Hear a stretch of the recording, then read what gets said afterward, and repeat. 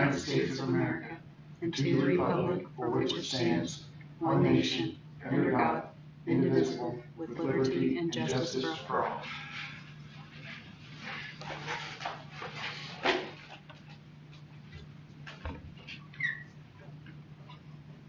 Hi, come right on in. Bad Christ. Yeah, that's what we heard.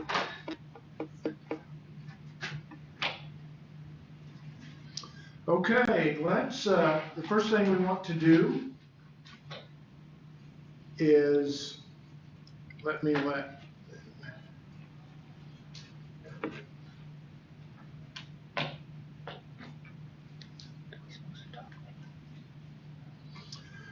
we have to open up the public hearing on the 2026 budget, capital projects plan, bus replacement plan, and all corresponding resolutions. It was duly advertised a minimum of 10 days prior on the Gateway website.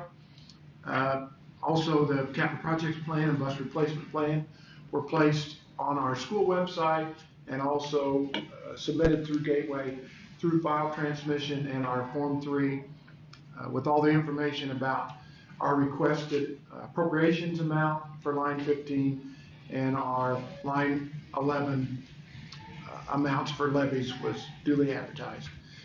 Any public questions or comment in regard to the 2026 advertisement of the budget?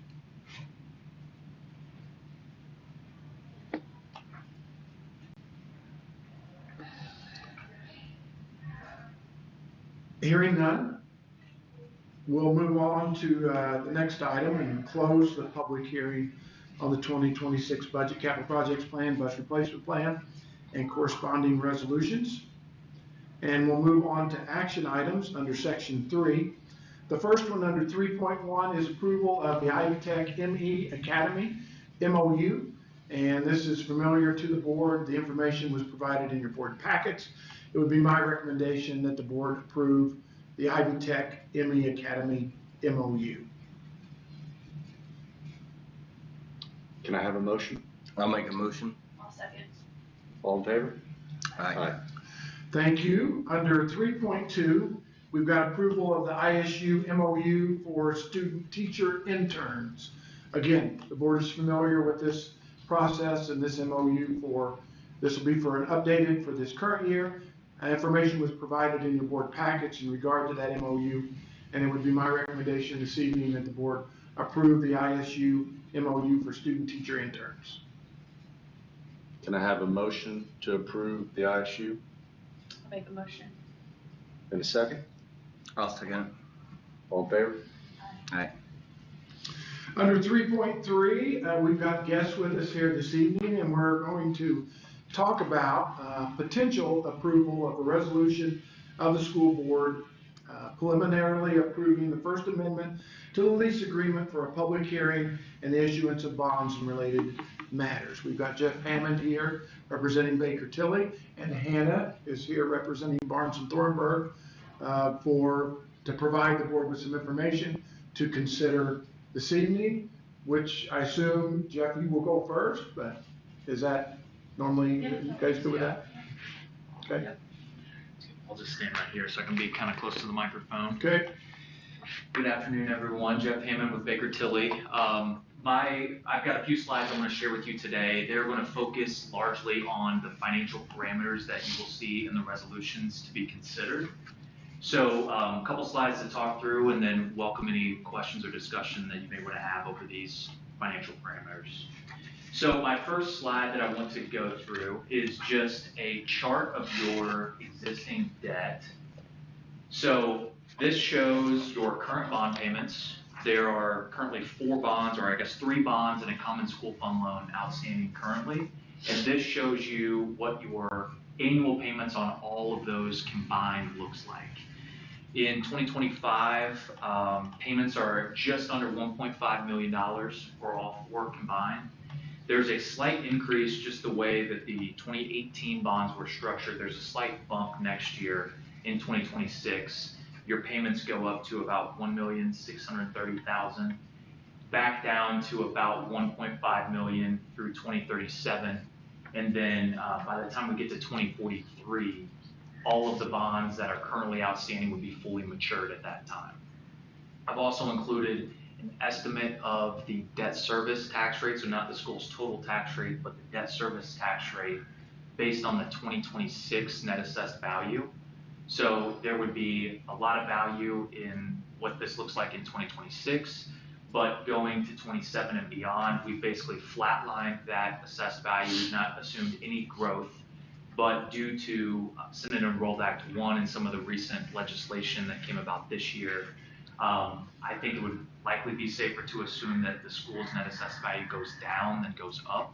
So we've held it flat to be conservative, but just know these are estimates going out beyond 2026 at this point. The next slide looks horrible up on the screen, but this is, if you want to take a look at this maybe in your board packets, this just shows each of the bonds outstanding and what the annual payment is associated with each of those. So I will not spend a lot of time on this slide. It's just the data that populated the chart we just looked at.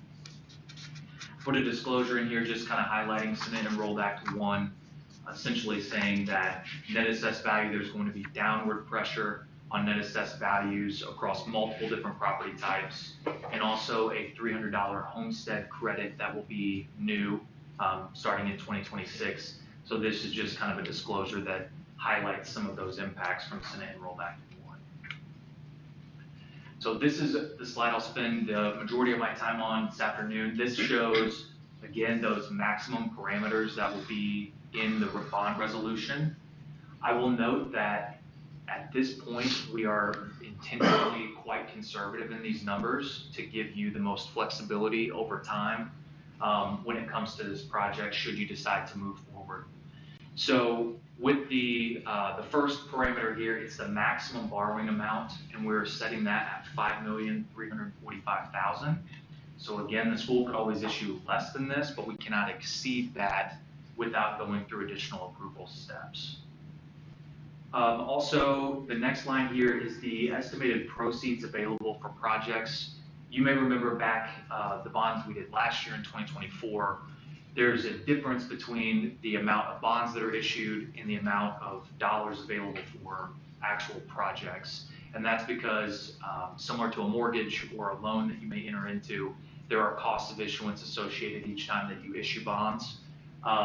Those costs are a little higher when it comes to bonds because there are just more steps involved, and the process is a little more involved than say a mortgage or a personal loan. Again, this parameter, we are being quite conservative. We are certainly overestimating the costs here because we don't want you to be in a situation where you're planning on getting a certain amount of dollars, the bonds are sold, and it's actually less than that. We want to kind of under promise here, over deliver. And also by building in more conservative cost of issuance here, it allows you to issue these bonds in more than one series should you choose. So if you were to issue in say 2 or 3 series versus 1, we wanted to allow you that flexibility in this number here because there would be additional costs associated each time that you would go out to issue. We are setting this at $5,018,275. And again, that encompasses all the costs of issuance. So that would be the fee that we charge as municipal advisors, bond counsel, the bond rating fee, and also the percentage that the bank or underwriter who actually purchases the bonds and provides that funding would charge as well. The repayment term in the resolution, that maximum term of the lease will be set at 25 years. Again, that gives you the ability to issue in more than one series if you choose. But the repayment term associated with each individual bond issue must be 20 years or less. So we've set this at 20 years per bond issue, but the term of the lease is at 25 years, again, to give you that ability to issue in more than one series. The estimated total interest expense, we are showing this at just over $3.8 million. This would be over the lifetime of the borrowing. It is also based on 6% interest rates. Current market rates are about 4.5%. Back when you issued the bonds in 24, I wrote it down here. It was at 3.6%. Rates have moved up a little bit since then, but there is the chance here in a few weeks that the Federal Reserve cuts interest rates and we may see some relief on those. But just know that this number, based on 6%, again, intentionally quite conservative when it comes to estimating this total interest cost. The estimated maximum annual payment, we are setting that in the resolution at $800,000. That gives you, again, flexibility to issue and gives you, based on your existing debt payments, the ability to backload some principal if we choose to do that. But on the scenario I'll show you here, we've used 6% interest rates, a 20-year repayment, and that maximum annual payment comes out to $492,000. And then the estimated increase to the debt service levy, we're projecting that to be $324,600 over where we think the levy will be in 2026. So we would assume these bonds would be issued in 26, the first payment would be in 27, and projecting conservatively that increase in the levy to be about $324,600. Also, I know we've talked Senate Enrolled Act 1, net assessed value, and the downward pressure. For a long time, we've talked a lot about tax rates and targeting a certain tax rate. I've still shown some projections that incorporate the tax rate, but I also wanted to show a percentage increase to the debt service fund levy, because ultimately the school has direct control over the levy. That's the payments or the amount that you need from the tax base. The tax rate is very heavily dependent on that net assessed value. If the net assessed value decreases, the same levy would mean a higher tax rate. So I wanted to give kind of an idea of what that means in terms of a levy increase, and we're projecting that it would be in the debt service fund about 20% higher than the 2026 levy. Again, I'll note that is related to the debt service fund. There's also an operations fund, so to the total school levy, it would be about 12% of an increase. Again, using these conservative assumptions. I've got a few other slides here. I wanted to show an illustrative amortization of a bond of $5,345,000. This would assume that all of that would be issued at one time in 2026, and it also assumes a level repayment structure. We have some flexibility, especially with the way that we built these parameters, to tailor this repayment slightly. A level repayment just means each annual payment on the bonds is approximately the same every year for 20 years. We could potentially, looking at this chart, going out into 2038, 2039 and beyond, tailor some of the repayment on these bonds to backload some principal. That could potentially minimize the increase to the levy in the years before that step down occurs. The trade-off is that you have pushed principal back, which means you're paying more in interest over the lifetime of the borrowing. But again, we do have some flexibility with that. This by no means is what the ultimate repayment of the bonds has to look like, but I did want to show you this as a potential scenario, assuming a level repayment. And then lastly, again, not looking good on the chart here, but this is a tax impact schedule. So it does look at tax rates, which again, I mentioned are outside of your control. This is assuming the 2026 net assessed value moving forward so that it would hold true. And given the 26 net assessed value, we would project that project like this, structured like we've discussed, would be an increase to the debt service tax rate of about 9.67 cents. And then what we've done here is shown a variety of different property values for residential property, but also agricultural land and commercial and rental properties. We start with the market value of each of those properties. Then in the middle, there's the net assessed value. So that takes into account deductions available to those taxpayers, and then have shown an estimated monthly and annual tax impact for each of those properties. If we look at the median home value within Lagodes school district, that's $171,700.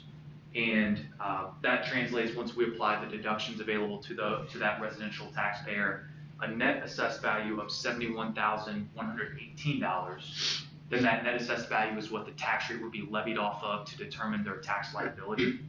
And we're projecting that a 9.67 cent increase would mean about $5.73 per month for that taxpayer, or $68.77 per year for that taxpayer. Again, provides This several as is, well. do we have this information? No, I don't think so. No. We- I can make sure Yeah. that you all have it. I Yeah. sent it to you in email, so you can email it to them if, Okay, or I can resend.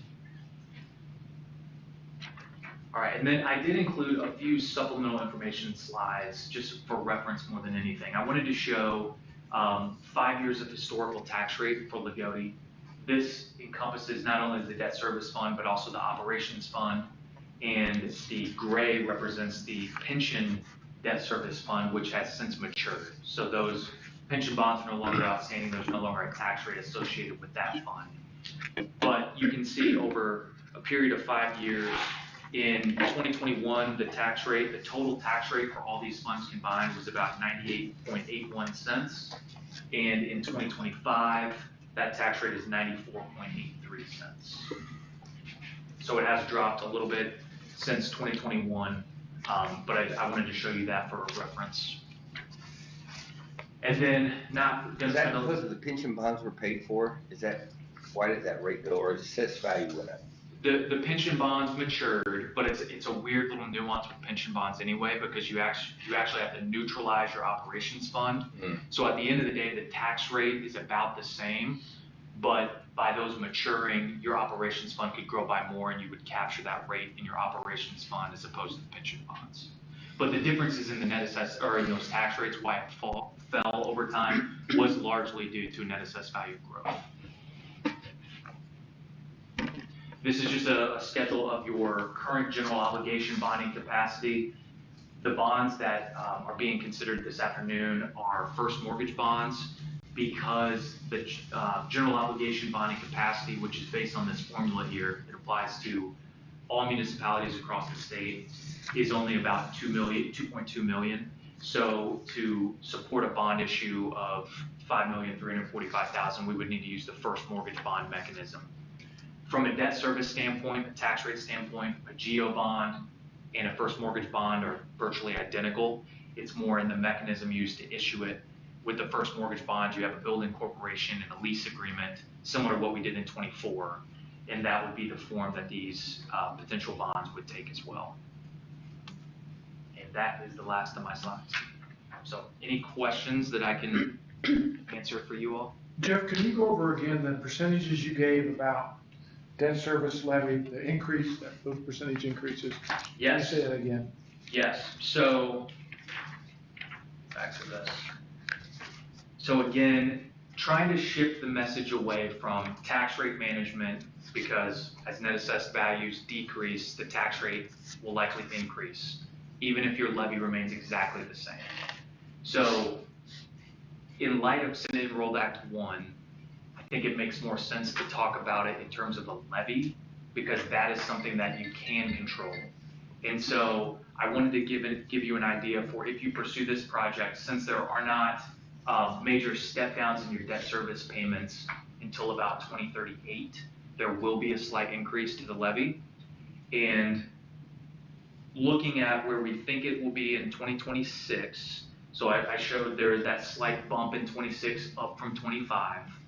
So we're projecting that the debt service fund levy would be about $1,634,000 next year in 2026.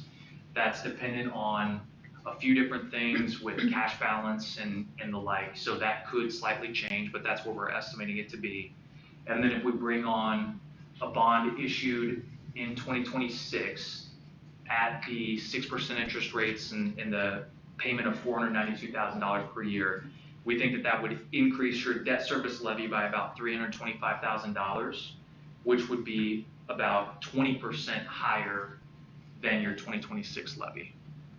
However, that's only so it doesn't mean that this total levy of the school corporation is up 20%. It's only the debt service. And when we factor in the operations levy as well, that percentage decreases to about 12%.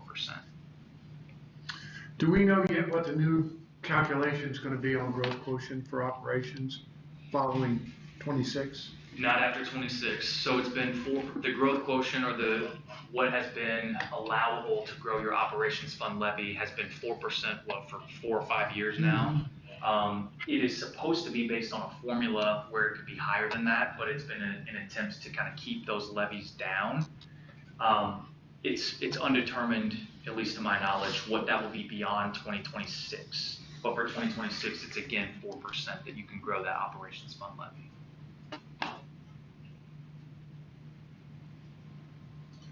So in structuring that, options in structuring that debt to where you have a higher payment or a balloon payment towards the end after some of that debt comes off, do you feel that might be more restrictive for future boards to issue debt at that point? Could that be more restrictive? It could be, and so if we wrap around those payments and basically take up that step down later on, then in order to issue another bond, future boards would be again looking at increasing the levy to do that, whereas structuring it more level over that time gives you those step downs a little earlier than it otherwise might. So I do believe that's a true statement. Could you do a partial step down? That would be an option as well. We could, absolutely. Yeah, we have a decent amount of flexibility for structuring those payments. So it's possible that we build a step down earlier than what we see in that chart. It's just something we would need to know more about when it comes time to issue the bonds. I believe we did that with our, not this last project, but the project before, with that $10 million, we leveled out, correct? Is that right? And that's we correct. backloaded it so the rate wouldn't come. Yeah, When we backload a little bit, that's a little more interest cost for our that's correct. and Taxpayers, that's correct. taxpayers, because we're holding off on paying off the principal longer. That's correct. Yes. Questions of Jeff at this point? So if, in generic terms, my residential property went up 10%, and my property taxes paid every 6 months, and my whole property taxes is not related to the school. There's other debt services inside that, so Yeah. I know it's very hard to figure what goes in. But let's say my property taxes went up 10% because of this bond that we just did, and it was a $10 million bond.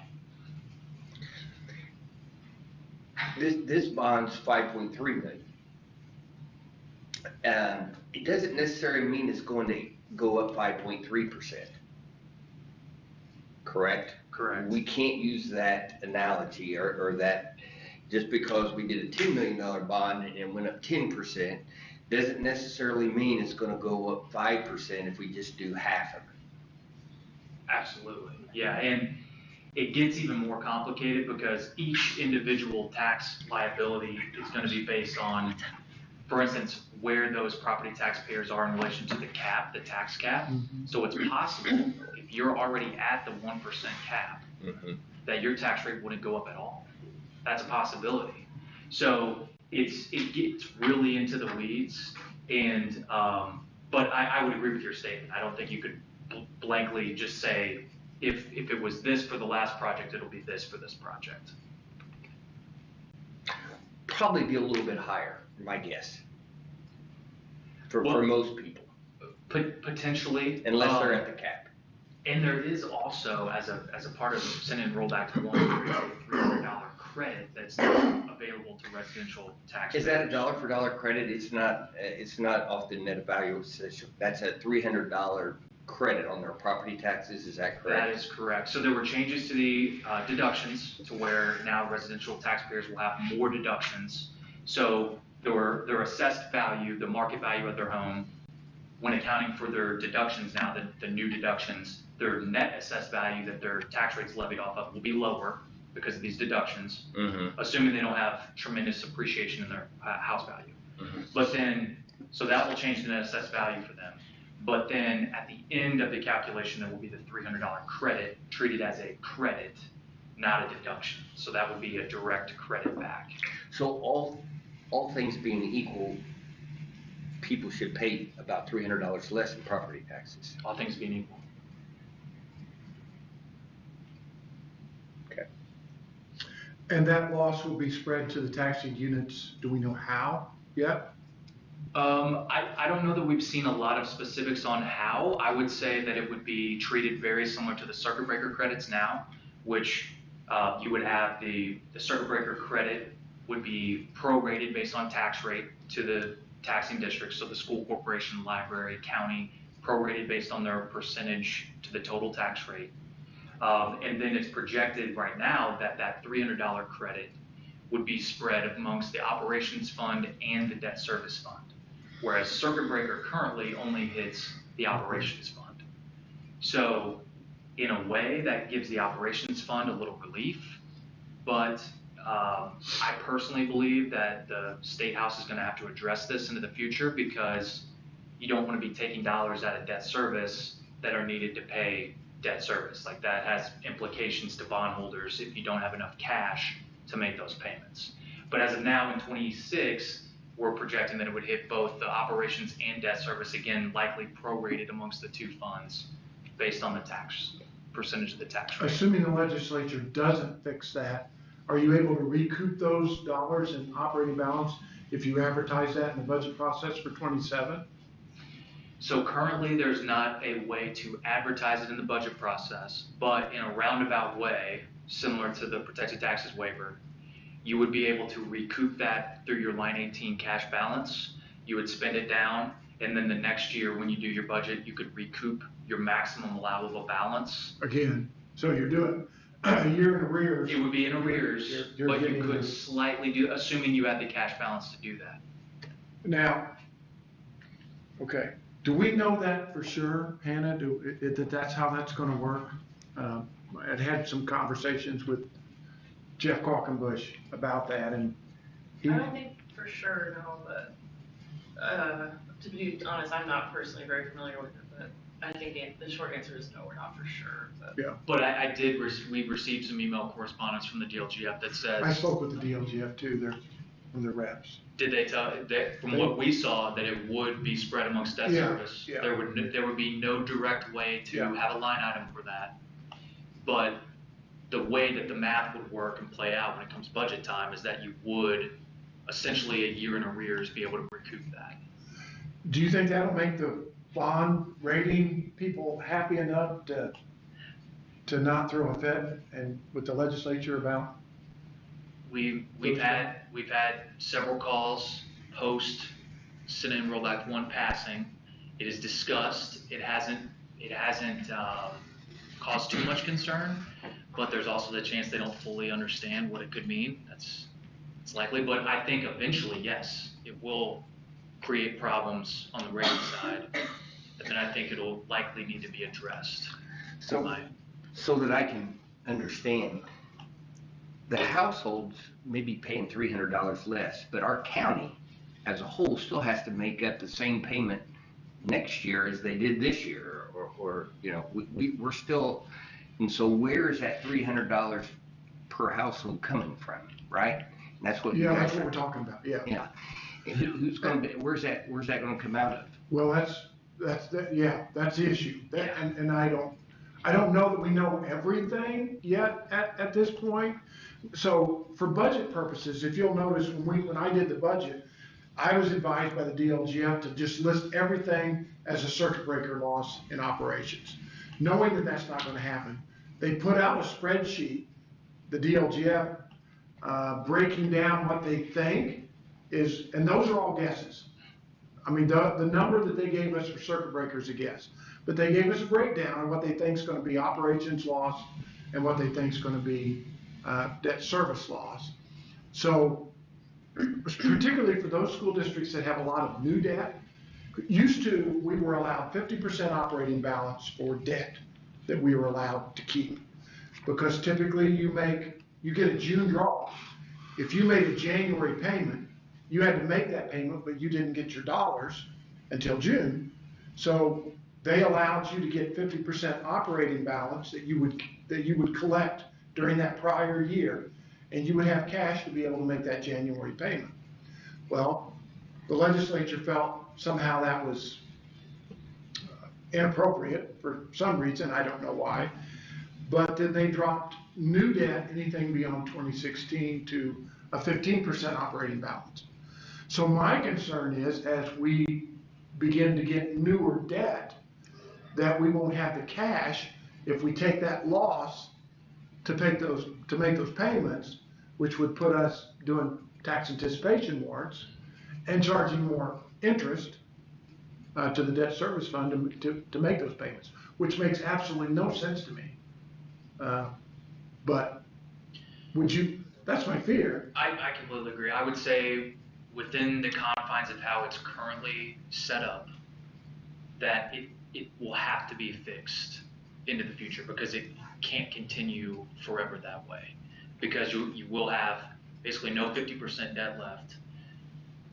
Already, if you're a smaller school corporation who doesn't have a lot of debt, you may not have enough already. Right. So I think it's going to have to be addressed at some point to either allow you to levy for something in debt service to recoup some of that, or maybe it just hits operations. I'm not sure how they'll fix it, but I would say that it cannot continue forever this way. The math, I don't think, will work. Brian, are you concerned about the timing of the revenue coming in to make the payments? Yes, And that's where the yes, tax anticipation warrants are coming in. yeah. But what about the service of the debt to begin with? I mean, just because of the timing, is there a bigger issue than timing? There is a bigger issue than just timing. I think so. Yeah, it's going to depend on how big that loss to debt gets. I mean, we're seeing, so the circuit breaker estimates that I'm seeing from 29 districts is at least double, if not triple, what they currently are in 2025. Is that what you guys are seeing? So that double loss in circuit breaker or homestead credits or whatever that total loss is that the DLGF is estimating, and that loss has to come somewhere. And then if the rating agencies downgrade our debt, that's going to cause higher rates for borrowing in the future. But do we anticipate credit agencies changing our rating? I would say at this point, no.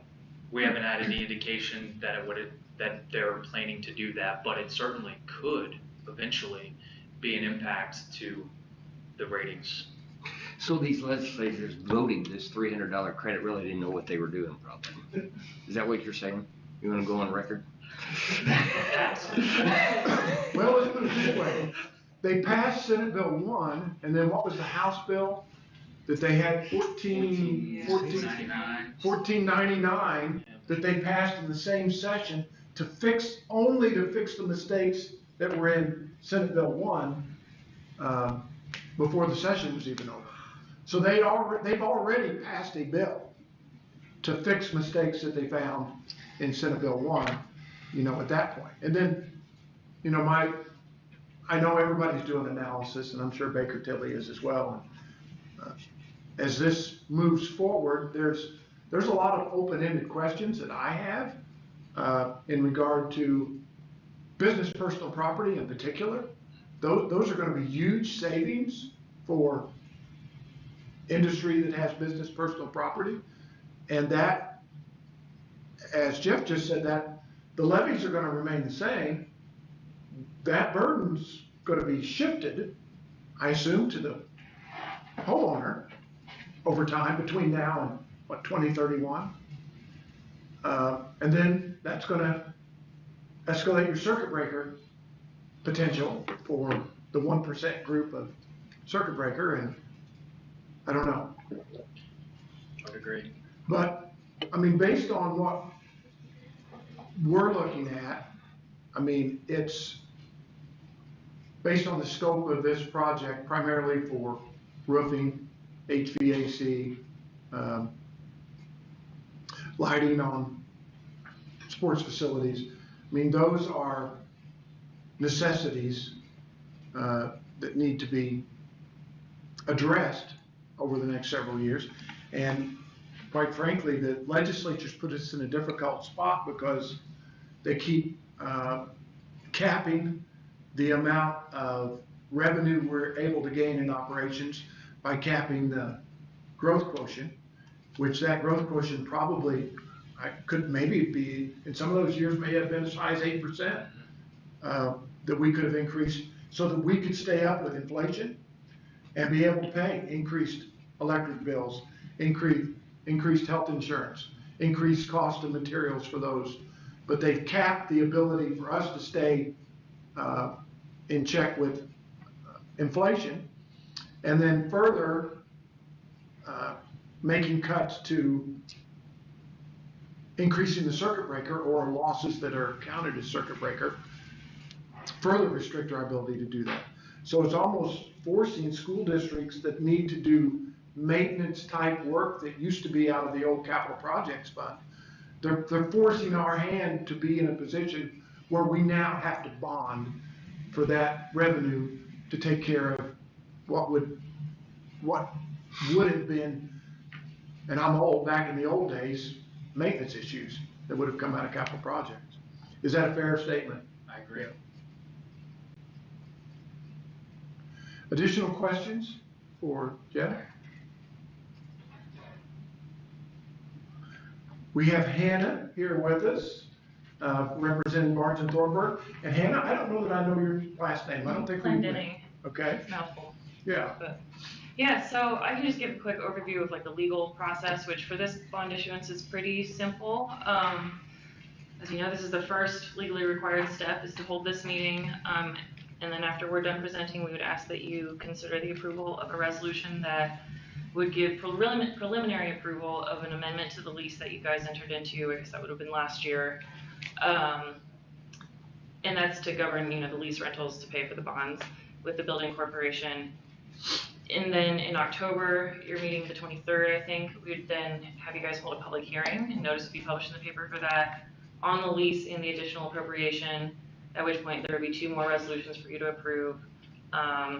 Same general subject matter. One would be considering, like, confirming the lease, and then one would be the additional appropriation resolution.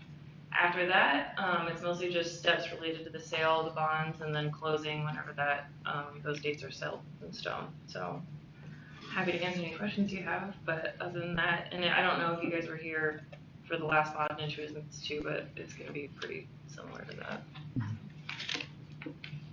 Questions of Hannah? Also, Hannah, I don't know if you've met yet, but David Lett is our local counsel. Hi, nice to meet you. So he's here this evening as well. David, do you have any questions or anything that you'd like to add? No, I know everything, so Oh, yeah. I just keep So talking you're- to him before she leaves. Okay, sure. Yeah, and I've got resolutions too. I don't know. To get signed? Yeah. Yeah, we'll get those signed before you leave. Questions, Hannah, that you would have, or David? Okay. If the board is so willing, I would recommend to the board that you approve at least the first step, understanding that the information that was presented this evening by Jeff is certainly a worst case scenario. I mean, he's assuming the worst case scenario, and we learned from the last bond issue that was performed that we came in well under that worst case scenario, which was good, certainly good for taxpayers as well. And then, at the public hearing, at some point, we'll go into probably more detail about what we envision this being used for, but primarily the large portions are the roofing at the middle school, which is beyond its lifetime, and HVAC that is near end of life, both at the middle school and the elementary, and then the lighting systems as well, which is also in need, and possibly some other items, primarily maintenance related, upkeep related. So I would recommend, if the board is so willing to take the first step, I would recommend that the board do that at this point. Can I have a motion to the First Amendment to the lease agreement? I'll make a motion. I'll second. All in favor? Aye. Okay.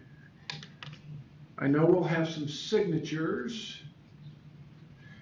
You had some additional information in your packets under other. I will make sure that you get a copy of what Jeff has presented. We'll get that sent out to you as well for your usage. And have I missed anything? Okay, I think we're good and ready to adjourn, and then following signatures. Can I have a motion to adjourn? Make a motion. I'll second it.